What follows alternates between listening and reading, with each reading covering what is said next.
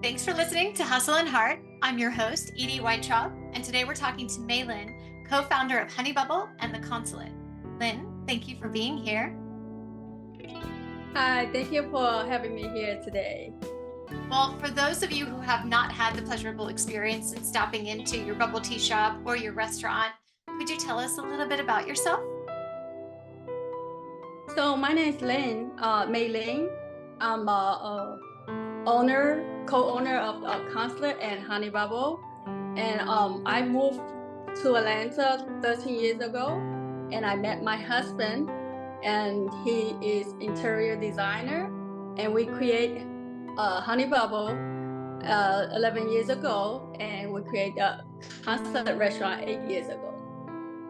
So I feel by now most people understand bubble tea, but if they're not in Atlanta and they haven't had the opportunity to dine at the Consulate, could you share with us a little bit of the inspiration and how you created the concept so that others can learn about it and hopefully seek us out as they make their trip to Atlanta? Well, the bubble tea that in New York and San Francisco and California, we had a bubble tea for over 20 years. So when I moved down to Atlanta, I didn't see any bubble tea shop, and I love bubble tea. And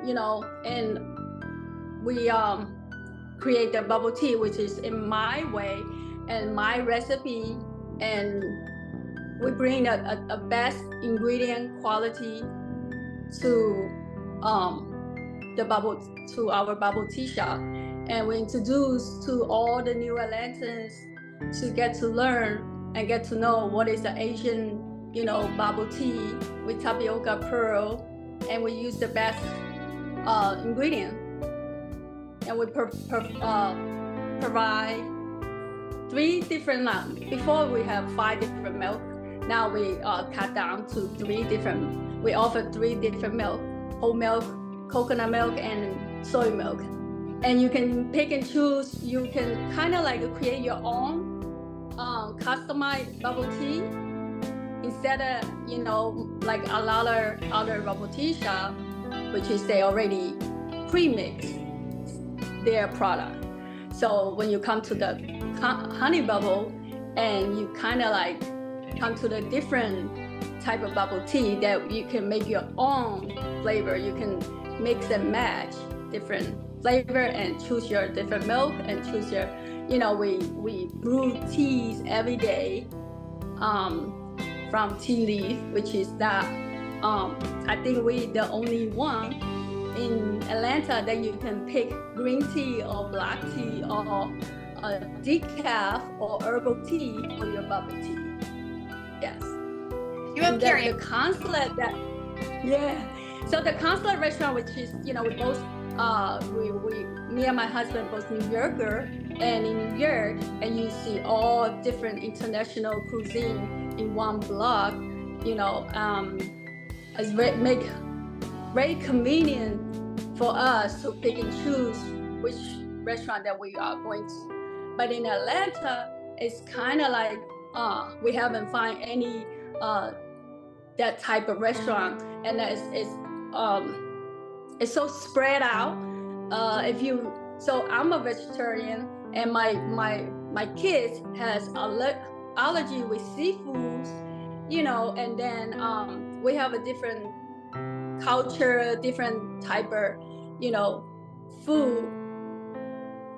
Let's say like we go out, like I like the restaurant who's offer vegetarian, and then not so many all seafoods, or not all Americans, like international. You can go to one restaurant that you can have it all. So we try to bring all the different culture, international cuisine to one place.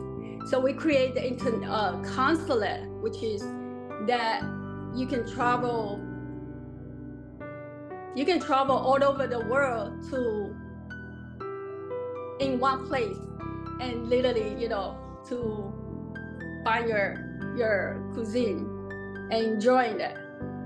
So that's why we create the Consulate. And we change, we constantly change our menus in every 3 months. It's one of my favorite experiences ever. I am officially at the spin party as often as possible. So every 3 months, spin party. The left side of the menu is the visa, the country that we're visiting for that month, and then the right side is the residence, items that have been on the menu and been popular and stay. I can't fathom what your kitchen looks like in terms of your ingredient list in order to carry 36 countries you've officially visited via the menu, correct? Yes, we have been done, I think almost 30, 30 different countries that we have been done. And then it's been, for me, it's give me an opportunity to constantly learn and grow. You learn so much and explore to new challenge every 3 months.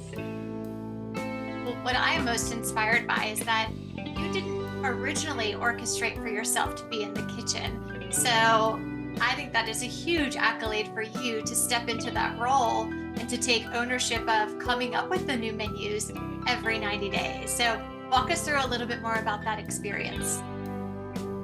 Yeah, so at first we have 2 executive chefs to open, and but somehow it's hard to keep them in line and then be a part of the ownership and be care about what we're doing. It's kind of it's a little challenge.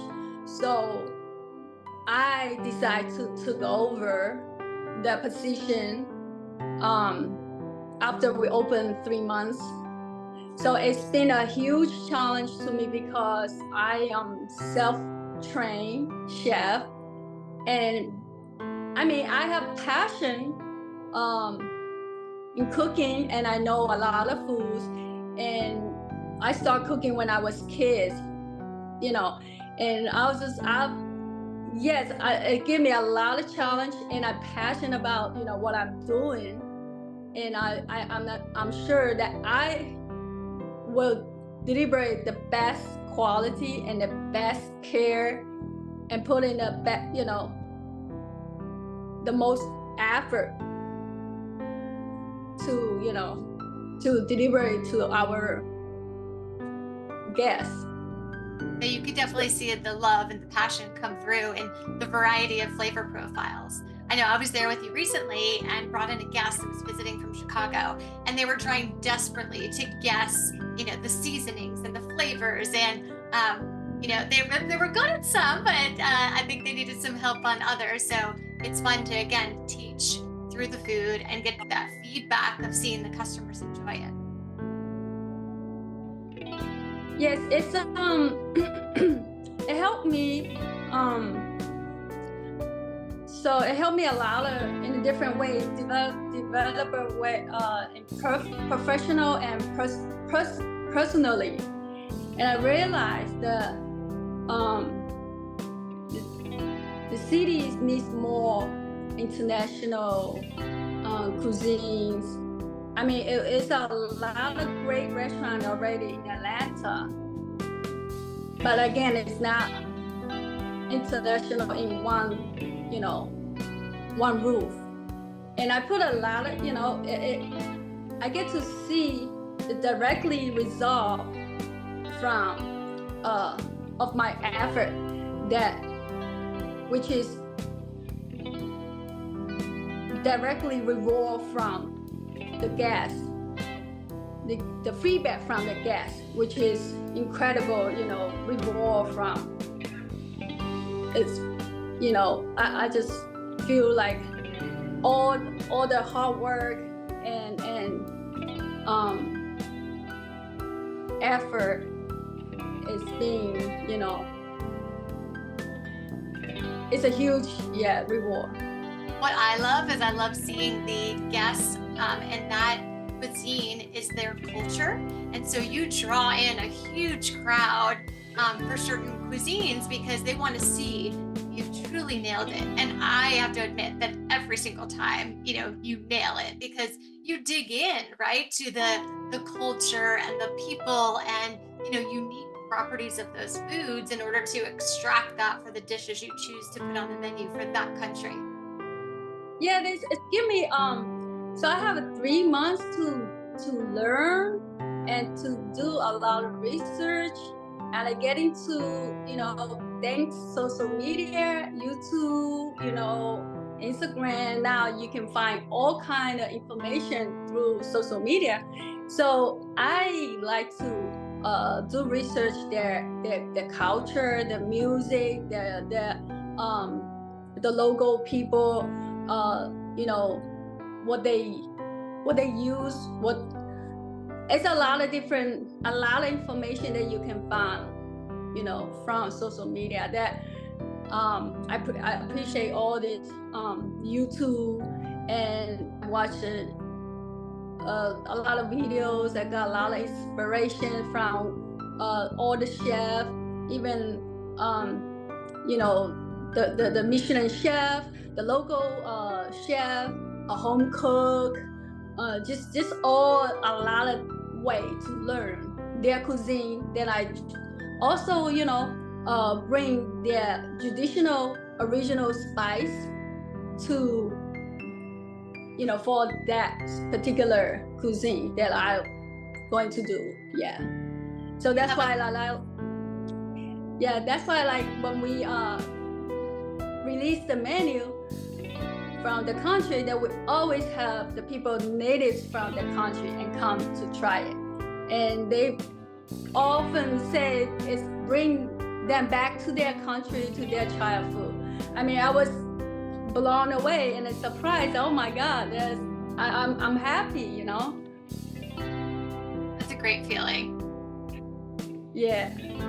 So I'm curious, what ritual or habit do you do daily or weekly that makes you so creative and inspired? Say that again. Is there a ritual or habit that you do that allows you to continue to look for inspiration and be inspired to create new dishes? Yeah, so first is doing research what is most popular dishes in their country, and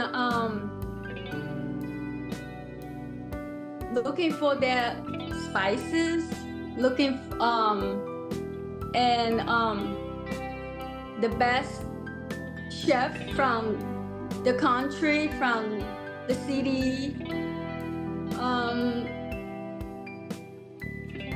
listen their music, get to know their environment, their culture, and give me a lot of inspiration, and also put me my personal Asian tweaks, to I think works putting together some of the dishes. Yeah. I mean,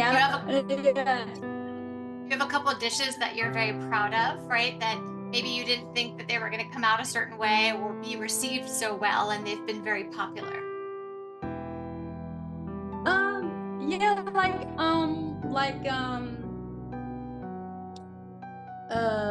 Havana egg roll, which is from Cuban, and the Cuban sandwich. So I make the Cuban sandwich into the egg roll, which is egg roll, I think it's a big in China. Then, and I put it, I put a Chinese tweak with the Cuban and work together, and becoming now it's called Havana egg roll on our menu. It's delicious. Yes. Yeah, it's been pretty popular since when we did Cuban menu. Yes.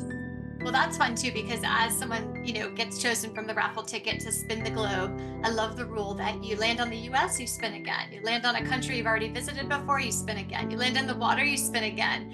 And so you're continually inspired by unique properties. It's so fascinating to me that someone landed on Cuba, right? You're like this big, Yeah. but Yes. it was beautiful that it ended up this way. Yeah, we've been done so many, like we've been done Cuba, Brazil, Madagascar, Morocco, Zambia, Ukraine, Ethiopia, India, China. I mean, it's over 20, like 30 countries. I can't remember, but I try. Definitely, I can't remember each dish from the country. Yeah.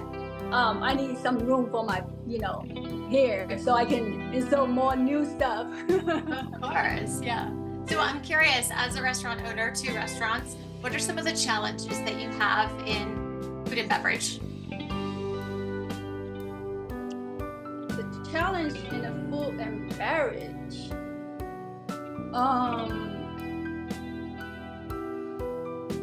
So I think it's everyday quality control, and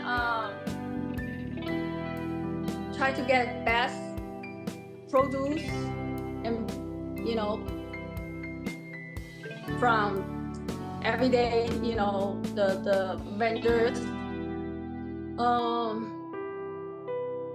Yeah, we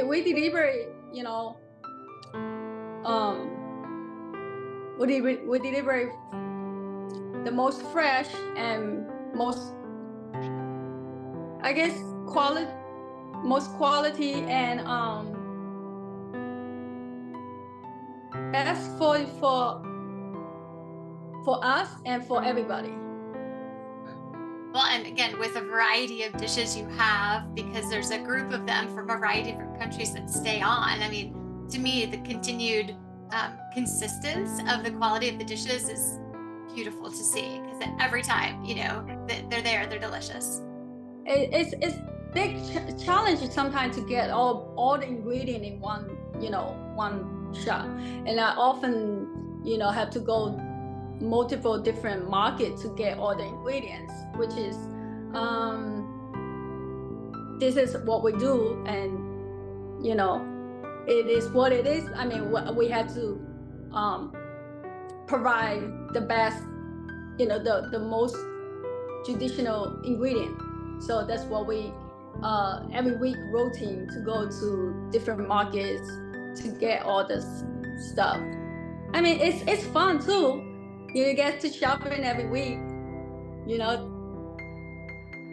But you get to see what's new and fresh and exciting. So yeah, always looking out for inspiration.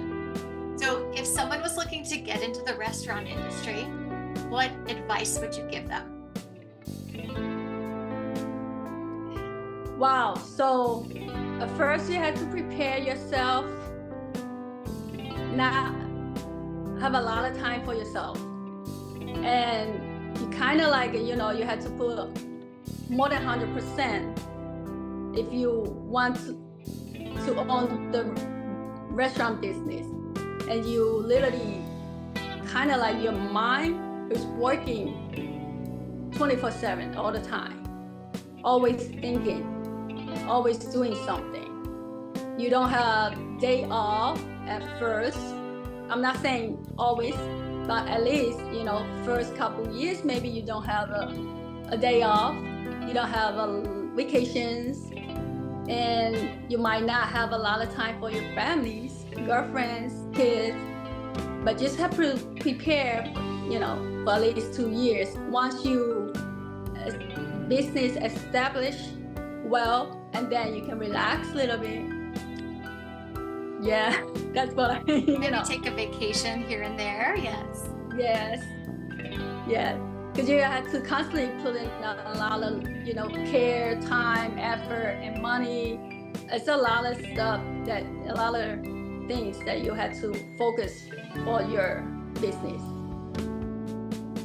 I'm curious, how do you balance working with your husband in your businesses? It's challenge, I think, for all the couples who work together. But for us, we don't have a lot of argument when we work together because we have a separate role. So I'm focused in the kitchen. I handle everything in the kitchen. And my husband, he's focused front of house, which is play a manager role. So I don't step on his line and he don't step my line. So we are very clear what we are doing. We've been doing pretty good for many years. I mean, yeah, we don't have a literally last argument in the work. Maybe I can count maybe 3-4 times. Yeah. But that's beautiful, right? It shows continued respect for one another and that you appreciate the role he plays, he appreciates the role you play, and you balance each other out. Yes, I think it's very important because I heard a lot of people, they are, couples work together, they always have big mess. Yeah. Well, I appreciate both of you. So where can our listeners learn more about you and your restaurants?